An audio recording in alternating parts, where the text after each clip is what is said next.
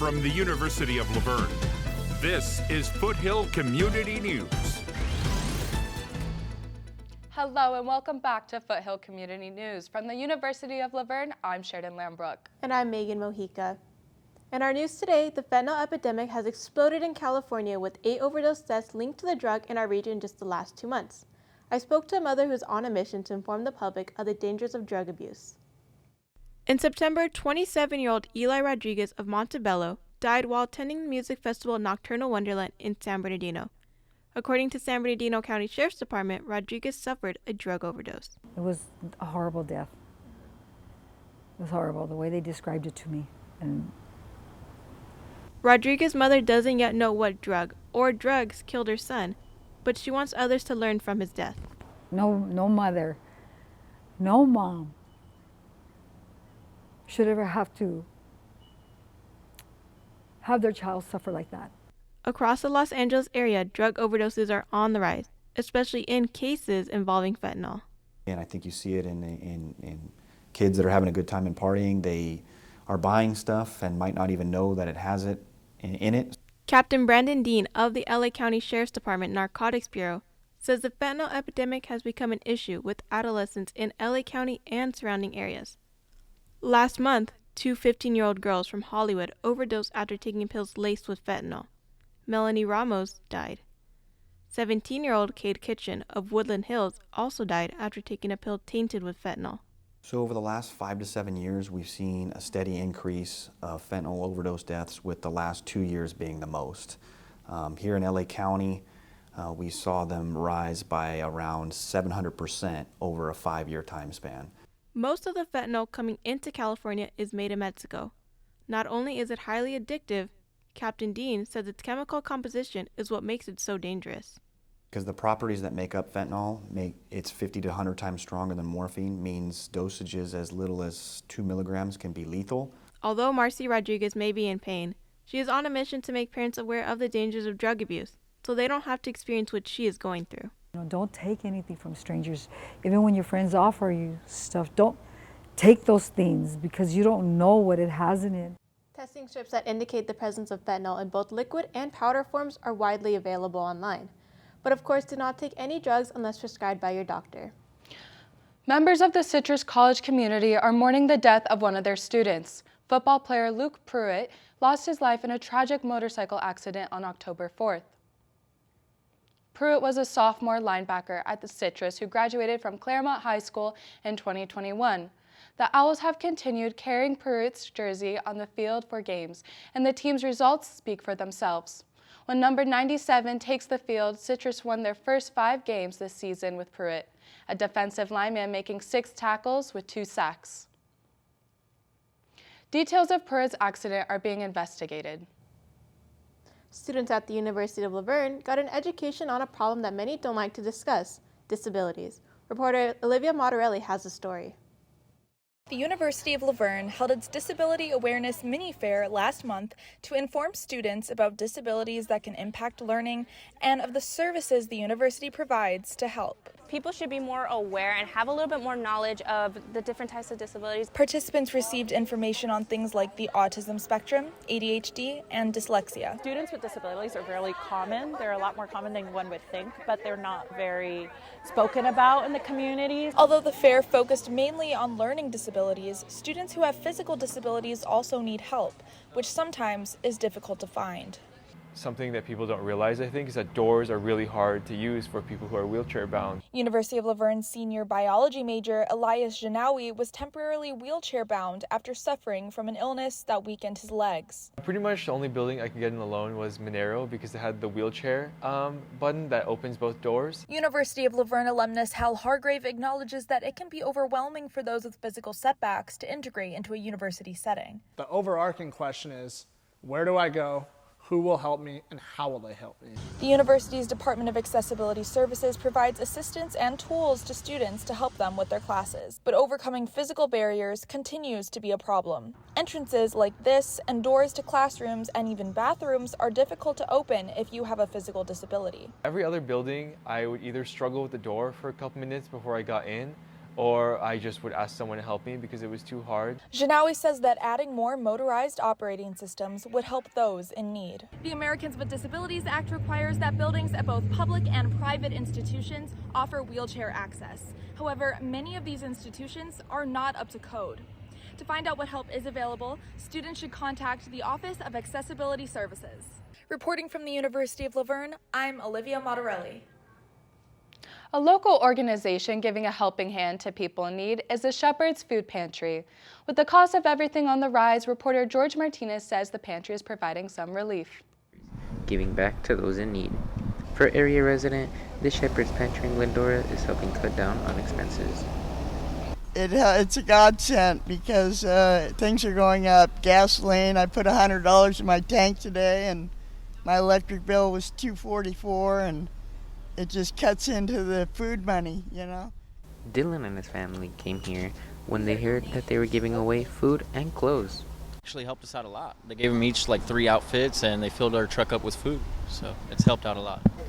There are 3 Shepherd Pantries, each located in Glendora, Irwindale, and La Puente. They distribute food and clothing several times a month for anyone in need. Executive Director Joanna Hirasuna says she has seen an increase in people coming to the pantries since COVID. Just to give you an idea, prior to COVID, we were servicing an average of 900 households per month between our various locations. And now, just last month alone, we had over 2,000 households served. This location at Glendora is a car drive-through. They experience about 100 cars here a day. We also accept a lot of hygiene items. For example, right now, diapers and wipes, we are always being asked for those items. Also, hygiene staff for people experiencing homelessness. So, Shepherd Pantry is a non-profit organization that runs on donations of food, clothing, and money. Partnerships with companies like Altadena Dairy help them keep afloat. We brought them some notepads, some orange juice, some TruMoo full-fat chocolate milk, and a low-fat regular milk to add to all the items that the food pantry provides as well. As you can see, I'm right outside of the Shepherd's Pantry, and today was another great clothing and food distribution. Today, about 120 cars got food, and some even got clothes. Of course, clothes is only once a month, but for food, you could receive it up to 3 to 4 times a month. I'm George Martinez. This is Foothill Community News. If you'd like to donate to Shepherd's Pantry, there's a high need for protein goods like peanut butter and tuna, also men's clothing and baby diapers. When we come back, stolen art mysteriously reappears. And we'll tell you what's going on around the town. We'll be right back. Did you get a call or message that mentioned Social Security that made you feel threatened or scared? That is not the Social Security Administration. Social Security will not threaten you, press you for personal information, or demand instant payment. Social Security does not accept payments by gift card, prepaid debit card, internet currency, or by mailing cash. Criminals use these forms of payment because they are hard to trace. Don't fall for it. Hang up, ignore them. Report this criminal activity to oig.ssa.gov. Produced at U.S. taxpayer expense. It was an art theft that left a former University of La Verne professor devastated. A year later, she got a surprise she never could have expected. Reporter Nate Rodriguez has the story. Artist and former University of La Verne professor Danielle Eubank has dedicated more than 20 years to painting all 5 of the world's oceans for her art series, One Artist, 5 Oceans. Her first 2 paintings of the Southern Ocean, Antarctica 1 and Antarctica 2, were among her most valued. But last year they were stolen from the Edna Contemporary Art Gallery vehicle in the San Luis Obispo area. Now they're back, having returned under mysterious circumstances. I didn't ever suspect that I would see these paintings again. So I think relieved is kind of an understatement, but that's along the right lines. The paintings were stolen from a vehicle belonging to Edna Contemporary Gallery in May of last year. Eubank believes the perpetrators were a bit in over their heads. They're not famous. I'm not famous. They're not Vermeers, they're not Picassos, they're not Monets or anything like that. Then, in September, gallery owner Cheryl Chestnut got a call from a San Luis Obispo resident saying they found the paintings at a local flea market. Towards the beginning, she said, I don't want to go down for this or anything, but I think you have some paintings stolen. Chestnut paid $200 in exchange for the paintings and delivered them to Eubank's home in Southern California.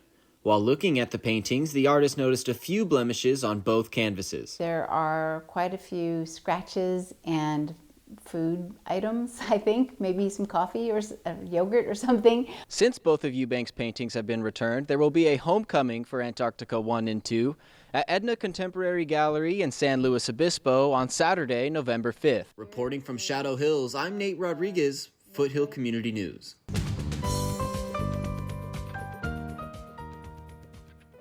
Looking for something to do? Well, look no more. We have what's going on around the town.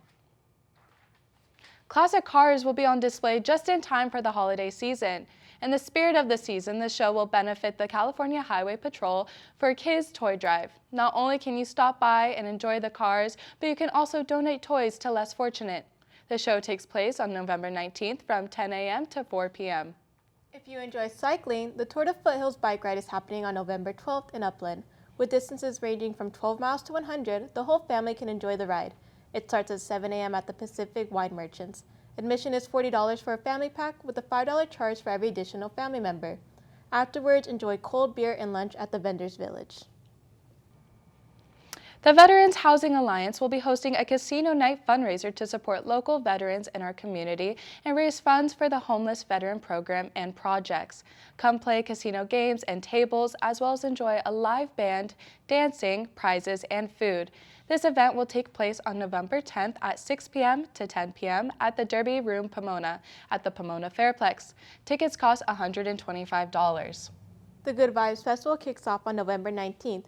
Kids 13 to 17-year-olds are free. The youth music event features minor league music and Laputa B2B jazz.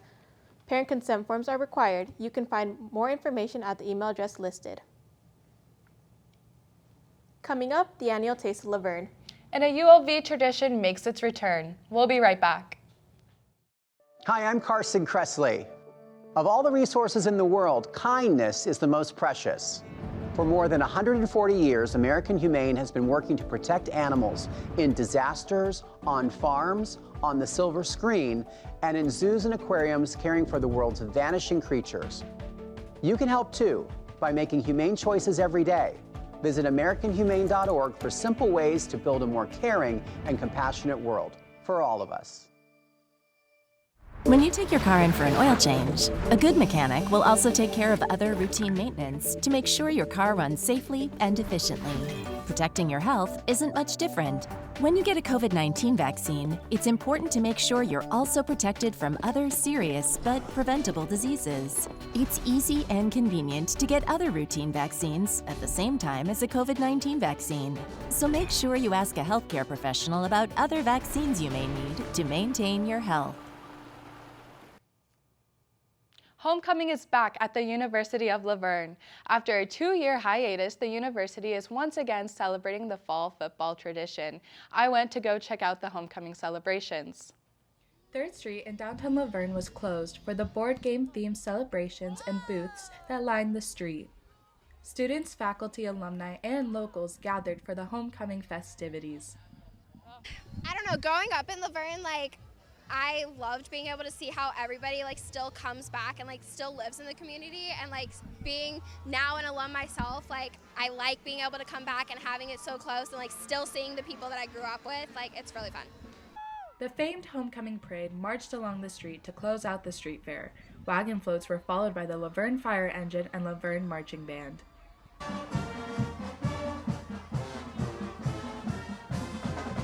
The homecoming court made their appearance on the founder steps where the Queen and King of Homecoming, seniors Annalise Hurtado and Elias Janali, were crowned. It was actually really cool. I like the whole booth aspect, which shows all of our clubs and organizations, and just seeing all the alumni come out was really nice as well.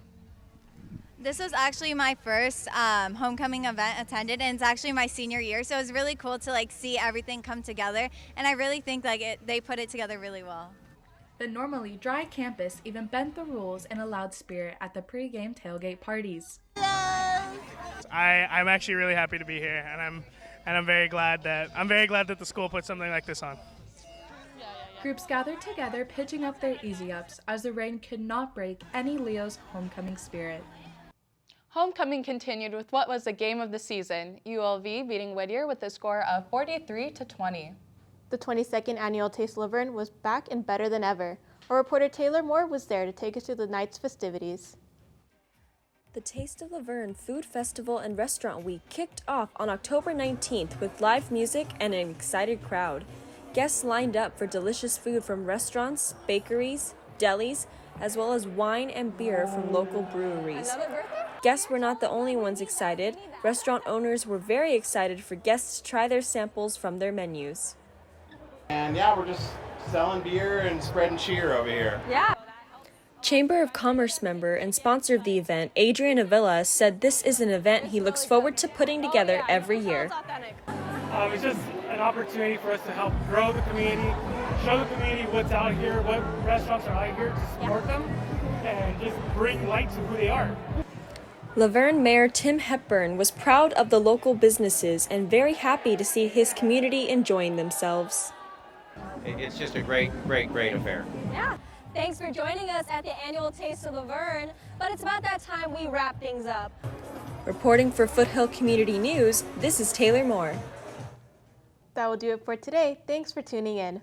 Join us in November for another installment of Foothill Community News. Bye.